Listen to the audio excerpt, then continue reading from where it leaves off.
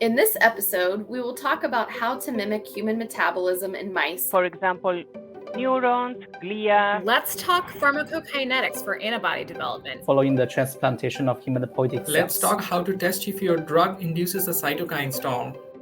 Welcome to Jack's Tech Talk with the technical information scientists of the Jackson Laboratory.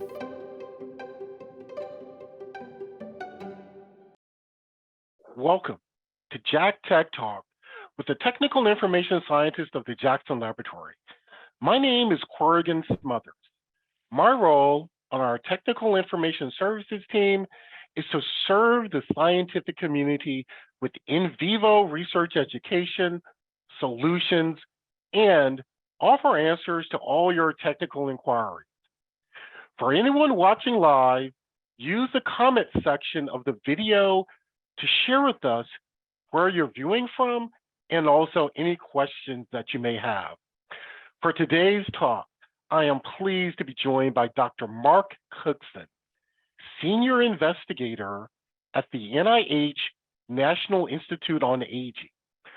Mark has been leading the effort on generating iPSC catalogs for Alzheimer's and related dementia in collaboration with the Chan Zuckerberg Initiative and the Jackson Laboratory. Now, for those of you who may not know, iPSC stands for Induced Pluripotent Stem Cell. And with that, I'm going to turn to my guest today. Mark, why don't you start by telling us a bit about yourself and the iPSC Neurodegenerative Disease Initiative? Well, hi, Corrigan.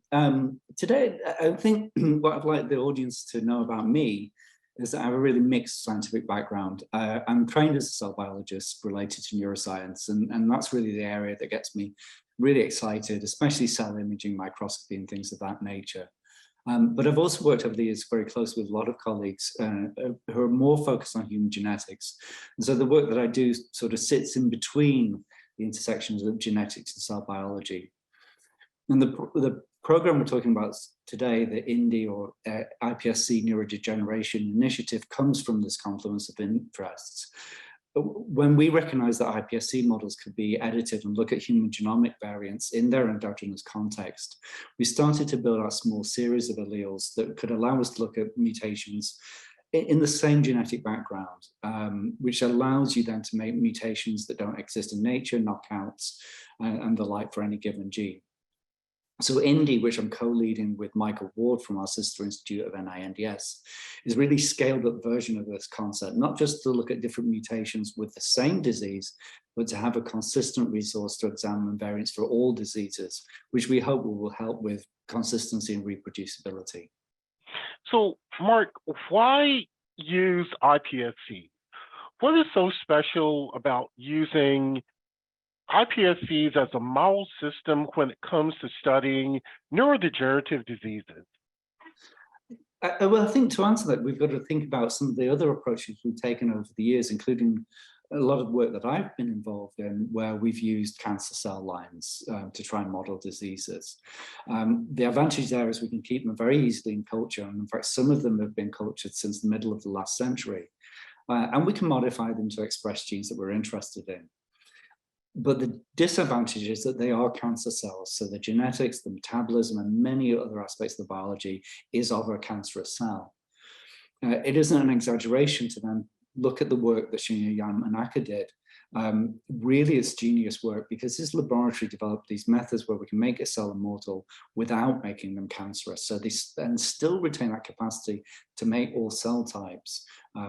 In other words, that they remain pluripotent. So when we come to modeling genetic variants associated with neurodegenerative diseases, this means we can take a cell, introduce a given mutation, then turn it into a neuron or another brain cell and see how it behaves, which is really quite a unique proposition, given that we can't really sample the brain of a living participant. Thanks for that perspective. Now, I want to check with our audience to see what cellular model platforms that they are using. So everyone, a poll question will now pop up or has popped up on your screen. And I'll give everyone a few seconds to get their votes in. And you can select more than one answer here. So, and the question is, which of the cellular models are you currently using in your research? And I can see as that data is coming in from the poll, I see that a good number of you are already using stem cells, and others have a different model system. So go ahead and get those poll questions in. And with that, I'm going to close that poll and let's continue. Mark, can you tell us a bit more about the scope of this project, such as the cell line used, the engineering approach, the types of variants you're looking at, et cetera? Yeah, sure. So when we set up INDI, which I'd like to mention is supported by NIH's Center for Alzheimer's Disease and Related Dementias, or CARD, that we would start out with a small number of cell lines and really see if we could actually engineer lines at the scale we envisioned. Because to my knowledge, at least, there has not yet been an iPSC engineering project to the scale before where we're looking to generate hundreds of lines across more than 100 genes associated with neurological diseases. So to get there, we had to really establish that it was even feasible to attempt this kind of approach. And to do that, we've just started with a single line that we have a lot of confidence in. And we know that once we can establish it once, we can then iterate across additional backgrounds. Just once we know that we can do this at the scale we imagine. So for similar reasons about feasibility, we decided that we start with genetic variants that segregate or track the disease in families. And as you know, Corrigan, there are many genetic factors that can increase your risk of getting a given disease, but some have a small effect and some have a relatively large effect. Our expectation is that mutations that always cause disease when inherited, or these highly penetrant variants, will have a more consistent effect irrespective of which background line is used. So then once we have that list of really well accepted variants associated with neurodegeneration, we then develop CRISPR-Cas tools for each mutation in turn so we can put them into our reference line. A really important innovation, which I credit to Bill Scarnes, who's the Director of Cellular Engineering at the Jackson Labs, is then to make what we call a revertant line, where we take the mutation we just introduced back out, turning the cells back to their normal genetic state. Wow, that sounds really comprehensive. Can you talk a bit more about the revertant? Why is it a better control than, say, just using the parental cell line? Well, you know, the human genome is a really big space to work in. It's about 3 billion bases. And so we really wanted to have as many quality control steps as we could imagine to make sure we precisely introduced just what we needed for each mutation. A general concern of using the CRISPR-Cas9 engineering tools that we selected for INDI is that they might modify the genome outside of the one place we want to target. And if that was the case, we run the risk of models having additional events we might not even be aware of, and that would make things hard to interpret. So the revertant strategy minimizes that risk by allowing us to isolate any phenotype in a cell to only the mutant line. So it won't be shared with the parent, which is still a useful control, or that revertant, which is an additional control.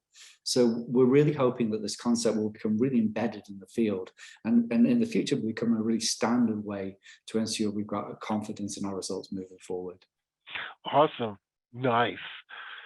Tell me, so what's the advantage of engineering all mutants onto one genetic background or parental cell line compared to generating iPSCs from, say, a range of subjects that have been diagnosed with a neurodegenerative disease? So what are the different use cases for each? Yeah, I want to really make the audience aware that there's space for both approaches.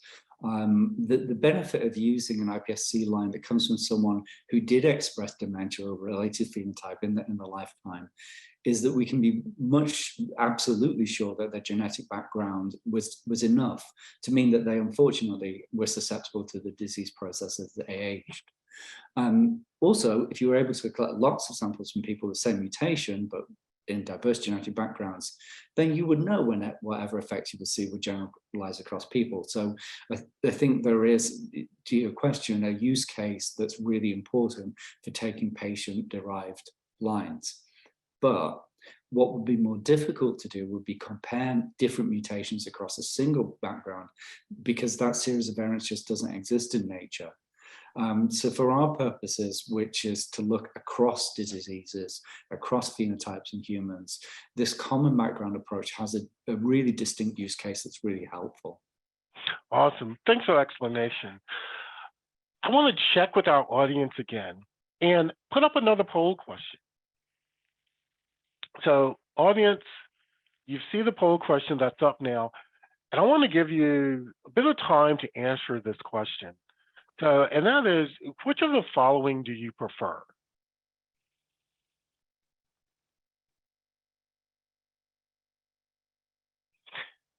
And again, giving you some time to make your choices here. And I can see from some of the data that's coming in, I've got a diversity of opinions on this, which makes sense, given that there are applications for both approaches. Now, so with that, what I'm going to do is I'm going to close the poll right now and get back to our discussion. So, Mark, where do you see the benefits of this collection of iPSCs? How are they different to what the scientific community already has? Well, the truth is that there isn't a collection like this existing right now. So this is a unique resource for the scientific community. As you can imagine, the collaborative team who've been involved in generating this resource have put a huge amount of effort into evaluating, characterizing the lines we've chosen to edit. Again, there are real benefits to this approach in that if many people can settle on one or a few widely shared or adopted lines, even if those lines aren't perfect, they have their own foibles, then that will help with a degree of standardization. You know, we're not advocating that people should be restricted in any way, but we do want to provide the opportunity that any lab can access the same reference line if they wish to compare with other results in the literature. But perhaps the thing that motivates us most is that people who would like to use the lines can move quickly. So our idealistic vision of this is that if someone starting in the lab, perhaps a new PhD student or a postdoc, if they can immediately access lines and be up and running with a project in a few weeks, rather than waiting months or years to do the editing themselves, then they'll be much faster to get started in their research program. Of course, like we recognize that only works if people can be confident in what we can provide to them.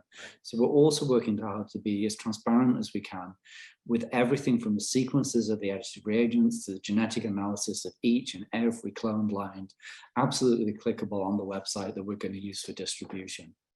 Fantastic. So how are iPSCs used by scientists doing basic cell biology research versus scientists doing more clinically inclined evaluations of target diseases? So how do you envision they're currently used, and what future applications do you see for this? Yeah, that's a great question. We've tried really hard not to put any barriers in the way, not to be a gatekeeper. And so we stay far away from any decision about how the lines can be used. So you get them, there's no requirement for justification of what you will do. There's no collaboration expected. The lines are simply available as an open source to the community. But to answer your question, what really excites me about this is I actually don't know how creative people are going to be with these tools. I don't think I ever believe we could do something at this scale. And so I hope that people, including those listening today, will really surprise me further by really innovating with this resource in ways that I just can't imagine today. Wow, awesome.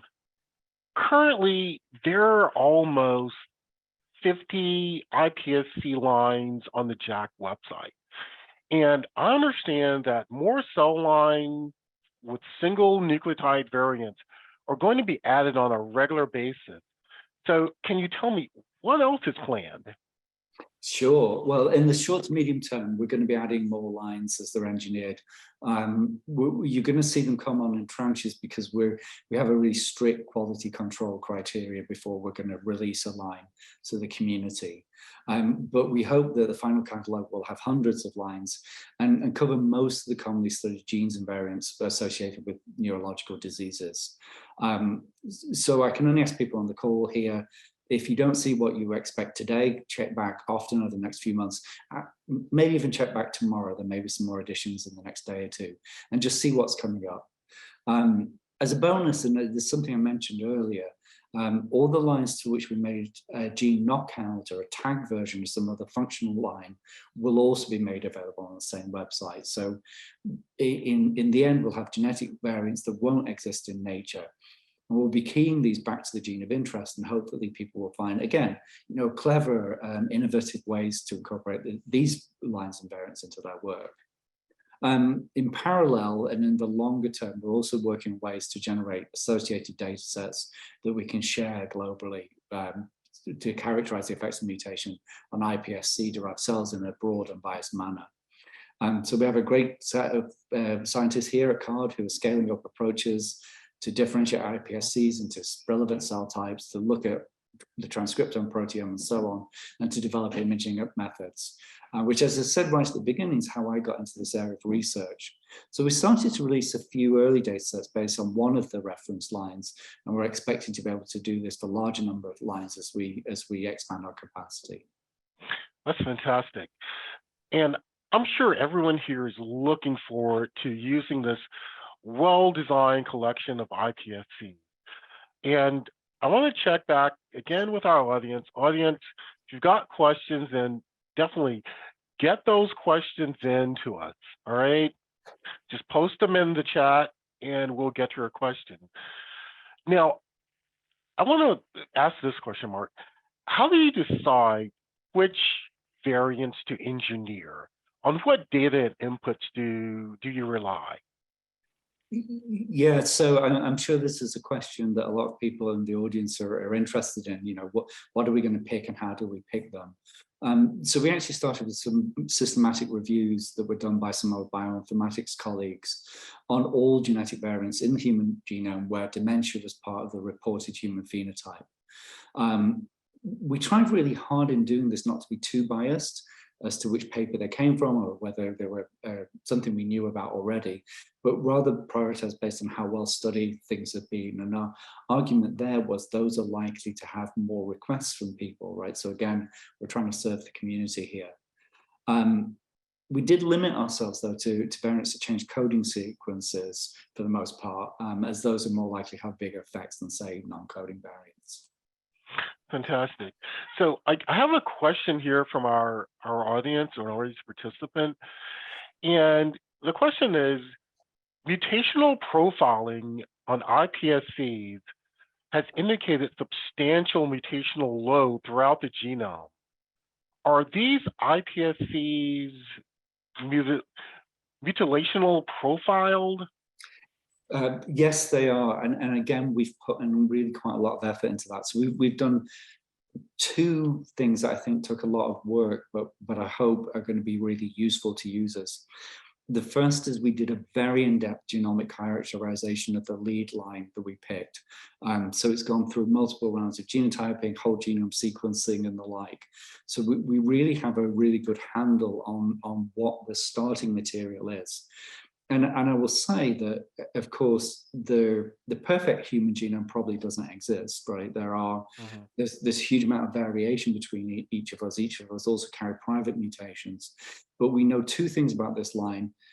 We know exactly what its genome looked like, and we know it doesn't have any mutations associated with neurological disease. So for our purposes, that was the key thing.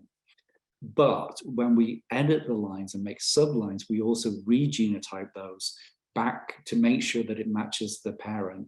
And if you do want to order these lines, that information will be directly available to you on the JAX website. So you can go and confirm for yourself that there's what I call genomic fidelity back to the original material. Fantastic. Another question from our audience is that, can you speak a bit about the daily cost of maintaining single lines? Yeah, I can. I mean, so iPSC culture is probably a little bit more expensive than conventional culture, particularly if you start to look at large numbers of lines. It's going to vary a little bit depending on what cell type. So I can't give you a precise number, but which target cell type you're going to go for. A lot of our work looks at neurons, for example. We are making available, though, protocols that should work well in your hands, which should allow you to efficiently derive neurons. So what we're hoping for there as well, you know, the cost is the cost. We can at least make sure it works most of the time, and that will save a lot of wasted experiments, we hope. All right. And another question is that, are the cell lines available to pharma biotech companies? Yeah, I was expecting to hear from this. We are not at the moment licensed to redistribute them to full profit, but I can tell you we are actively working on this and resolving some of the terms and conditions. And I believe that on the website, there's a space for you to register interest. So if you are coming from the for-profit space, please do register your interest. It'll help us resolve some of these last-minute licensing issues. Great. So, and another question, I wanted to get this question in because someone might be really interested in it. So why did you choose the KOLF 2.1J as your parental cell line for this project? Can you tell us a bit more about that specific iPSC line? Yeah, there's a lot of things that went into the selection process. We actually looked at a range of lines. We auditioned, really is the right word, quite a lot.